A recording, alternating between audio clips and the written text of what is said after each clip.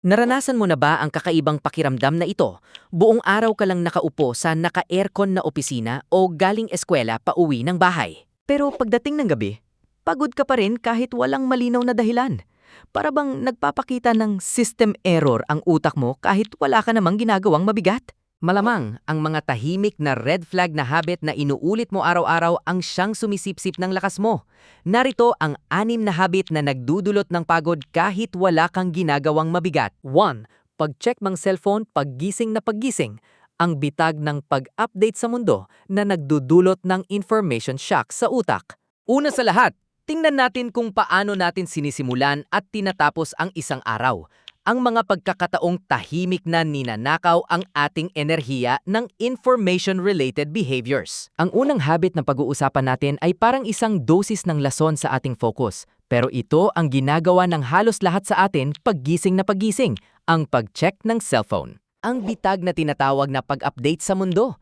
Pagmulat mo ng mata, hindi ka pa nakakahinga ng malalim, hindi mo pa nararamdaman ang init ng iyong kumot. Ang braso mo, parang isang conditioned reflex ay nangangapang hanapin ang iyong smartphone at pagkatapos tatama ang asul na ilaw diretso sa iyong mga mata. Magsisimula ka sa isang serye ng mga gawain na tinatawag mong dali-dali lang. I-check ang notifications sa Facebook, mag-scroll sa ilang stories sa Instagram, manood ng TikTok kung may bagong drama kagabi o mag-browse ng email para tingnan kung may humahabol na deadline. Ito ay sintomas ng fear of missing out o FOMO. Pero alam mo ba, sa loob lang ng 5 minutong iyon, ang utak mo ay itinapon na sa isang magulong bagyo ng impormasyon. Sa aspetong biological, pagising mo, ang iyong utak ay nasa alpha at theta wave state, ang estado ng pagiging relaxed, malikhain at pinakamahusay na konektado sa sarili. Ang agarang pagpasok ng napakaraming impormasyon mula sa iba ay naglalagay sa iyo sa isang reactive mode sa halip na proactive mode. Tumaas ang stress hormone. Kapag nakakita ka ng hindi nasagot na mensahe, isang post ng dating kaibigan na nagpapakita ng kanyang tagumpay o isang negatibong balita, agad natataas ang cortisol, ang stress hormone. Ang iyong katawan ay papasok sa isang fight mode kahit na nakahiga ka pa sa kama. Hindi mo pa napupunan ng enerhiya ang iyong sarili. Pero ang enerhiyang iyon ay sinisip-sip na para harapin ang mga problema ng mundo sa labas. Nakakaramdam ka ng pagod dahil sa unang minuto pa lang ng iyong araw na wala na sa iyo ang kontrol sa iyong isipan. Pag-scroll sa mga short video para maglibang, ang peking pahinga na kontrolado ng mekanismo ng cheap dopamine. Ang pagpapahinga na hindi totoo ay isa rin sa mga masamang gawin na hindi namamalaya ng maraming tao. Marami ang nagsasabo sa akin, "Ha? Nagpapahinga naman ako ah. Nakahiga lang ako at nag-i-scroll sa TikTok buong gabi." Pero maging tapat tayo. Pagkatapos ng 2 oras na pag-scroll sa mga 15-30 segundong video, mas gumaan ba ang pakiramdam mo o mas lalo kang nahilo at nawala ng laman ng isip? Minsan na rin akong na-stuck sa revenge bedtime procrastination na ito. Pilit na pinupuyat ang sarili para tapusin ang isang series para mabawi ang isang nakakapagod na araw. Sa katotohanan, hindi iyon pagpapahinga. Nagpapalit ka lang ng uri ng stimulus. Ang mekanismo ng cheap dopamine. Kapag nanood ka ng mga nakakakaba o nakakatawang content ng sunod-sunod, naglalabas ang utak ng dopamine, ang hormone ng kaligayahan. Ngunit ito ay isang mabilis at murang uri ng dopamine. Pinapanatilo nitong nasa mataas na estado ng stimulasyon ang iyong utak. Ang patuloy na pagpapalit-palit ng iba't ibang tema ng video ay pumipilit sa utak na magproseso ng impormasyon sa nakakahilong bilis. Ang iyong nervous system ay hindi talaga nagpapahinga. Ito ay na-overload lang sa impormasyon. Bukod pa rito, pinipigilan ng asul na ilaw mula sa cellphone ang melatonin na nagpapababa ng malaki sa kalidad ng iyong tulog. Iyon ang dahilan kung bakit kahit 8-9 oras ang tulog mo, paggising mo ay parang ang bigat pa rin ng katawan mo. 3. Walang kamalay-malay na pagkumpara sa social media.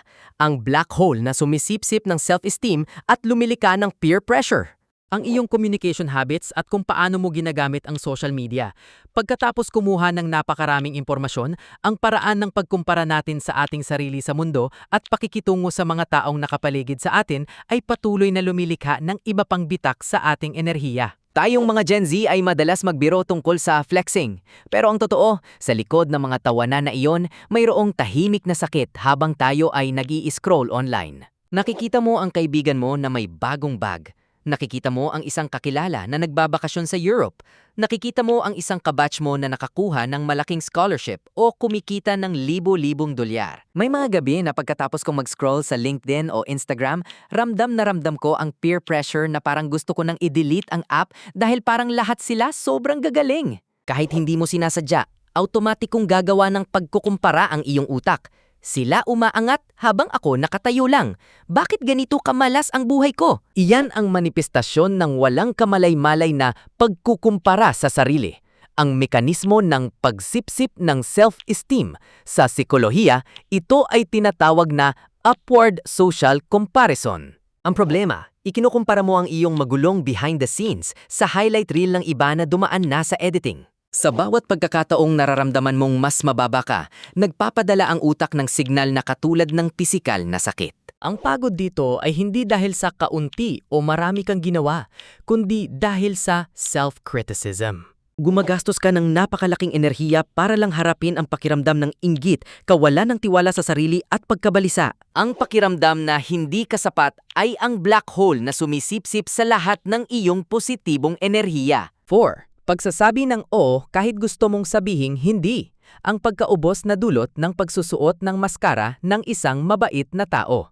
Isa ka bang tunay na people pleaser? Inaya ka ng isang kaibigan na lumabas kahit inaantok ka na. Pumayag ka. Nagpatulong ang isang katrabaho sa report kahit tambak ka rin sa gawain. Tumango ka. Natatakot kang isipin nilang suplado ka na hindi ka masigasig o baka maiwan ka sa grupo. Madalas nating tawaging itong pamumuhay para sa iba, pero sa totoo lang, ito ay pagtataksil sa sarili. Ang kapalit ng pakikisama. Sa bawat beses nang nagsasabi ka ng oo sa iba, habang ang loob mo ay gustong sabihing hindi, lumilika ka ng isang malaking internal conflict. Ang conflict na ito ay lumilika ng chronic na stress sa isipan. Ang iyong enerhiya ay parang isang bank account at pinapahiram mo ang lahat sa iba nang hindi mo na sinisingil pabalik. Sa pagtapos ng araw, kapag gusto mong maglaan ng kaunting enerhiya para sa iyong mga hobby, napagtanto mong ubos na ang laman ng bulsa mo. Ang sobrang pagsasabi ng oo ay nagiging sanhi ng pagkawala ng iyong personal na boundaries.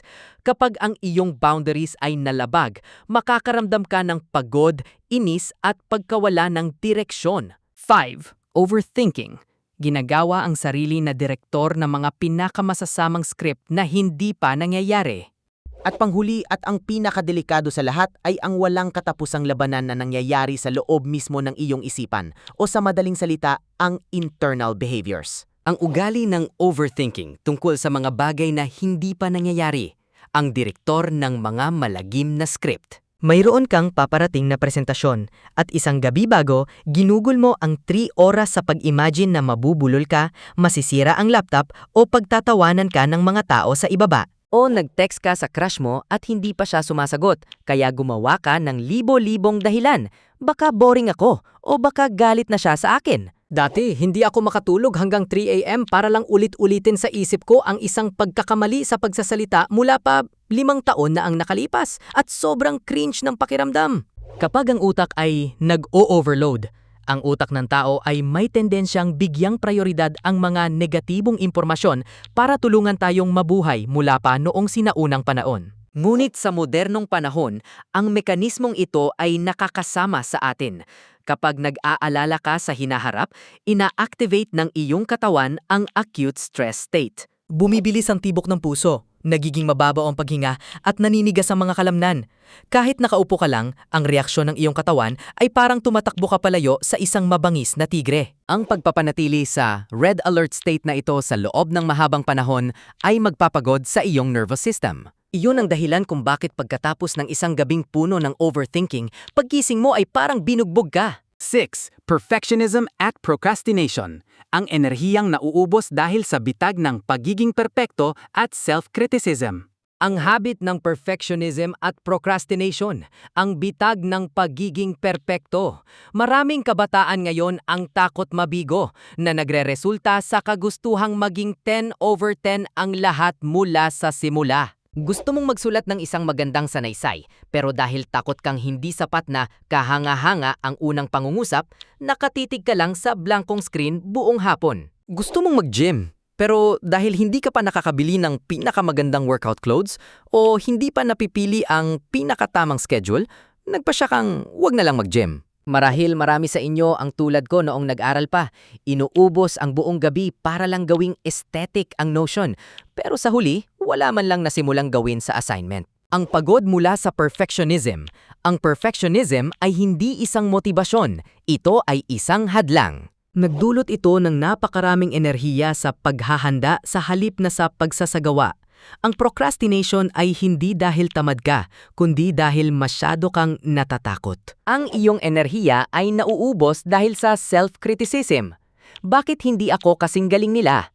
Kung magkamali ako, nakakahiya. Ang pagdadala ng napakataas na standard sa iyong mga balikat ay nagpapabigat sa bawat hakbang mo na parang may buhat kang bato. Sa huli, napapagod ka hindi dahil sa trabaho, kundi dahil sa hindi nakikitang pressure na ikaw mismo ang naglagay sa iyong sarili. 7.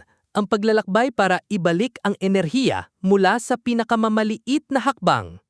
Nakikita mo, ang paglalakbay para maibalik ang enerhiya ay hindi nangangailangan ng magarbong bakasyon o pagbili ng mamahaling supplements. Ito ay nakasalalay sa iyong katapangang harapin ang mga maliliit na gawi araw-araw. Ang mga bagay na ito, kapag tiningnan ng paisa-isa, ay mukhang normal. Pero kapag pinagsama-sama, lumilikha sila ng isang baseline fatigue, isang uri ng pagod na tahimik, ngunit patuloy. Huwag mong gawing alipin ng notifications ang iyong sarili. Hamunin ang sarili ng 20 minuto sa umaga na walang cellphone. Kung ang profile ng isang tao ay nagdudulot sa iyo ng pagod sa halip na inspirasyon, huwag mag-atubiling i-click ang unfollow. Matutong tumanggi para igalang ang iyong personal na boundaries. Palitan ang motto na perpekto ng tapos. Done is better than perfect. Matutong magpahinga ng dekalidad, iwasan ang mga external stimuli. Huwag subukang baguhin ang lahat ng ito ng sabay-sabay. Mas lalo ka lang mapapagod dahil sa pressure na magbago. Pumili ng isang bagay na sa tingin mo ay pinakamadalas mong ginagawa. Isa lang. At simulan itong baguhin simula ngayon. Maaaring ngayong gabi ay matulog ka ng 30 minuto ng mas maaga nang hindi dala ang cellphone sa kama. O bukas ay maglakas loob kang sabihing hindi sa isang imbitasyon na ayaw mo talagang puntahan. Kaya sa 6 na habit na ito, alin ang magnanakaw na kumukuha ng pinakamaraming enerhiya mo? Ang pangmatagalang pagbabago ay laging nagsisimula sa pinakamaliliit na hakbang. At tandaan, ang pinakamalakas na bagay na maari mong gawin minsan ay hindi ang pagsisikap pa, kundi ang maglakas loob na bawasan ang mga bagay na nakakasama sa iyong kaluluwa. Ibahagi ang iyong kwento sa comment section sa ibaba. Kung nakatulong sa iyo ang video na ito, huwag kalimutang i-click ang like at mag-subscribe sa channel para sabay-sabay tayong bumuo ng isang mas mindful at masiglang pamumuhay araw-araw. At magkita-kita tayo sa susunod na exciting na video.